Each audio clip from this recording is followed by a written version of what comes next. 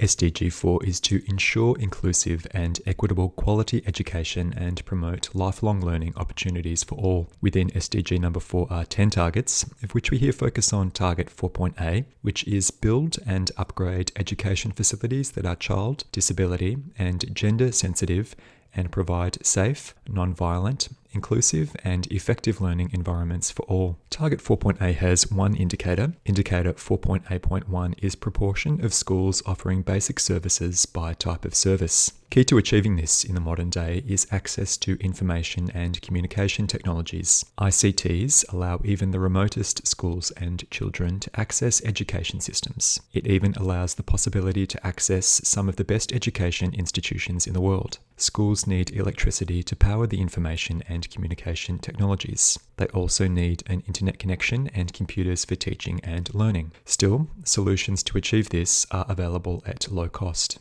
The infrastructure of the learning environment also needs to adapt to be suitable for those with a disability. The learning materials need to factor in disabled students also. School facilities also need basic facilities for drinking water, sanitation, and hand washing. Let's look at the worldwide progress toward this indicator and target. The proportion of schools offering the basic service of access to electricity as of 2020 was 90% in upper secondary and 75% in primary. 80% of secondary schools offered access to hand washing facilities, and 76% of primary schools. 84% of secondary schools offered access to drinking water, and 75% of primary schools. 76% of upper secondary schools offered access to computers, and 46% of primary schools. The proportion of primary schools offering internet access for the purposes of teaching worldwide in 2022 was 39%. 89% of secondary schools offered single-sex toilets worldwide in 2020, and 76% of primary schools.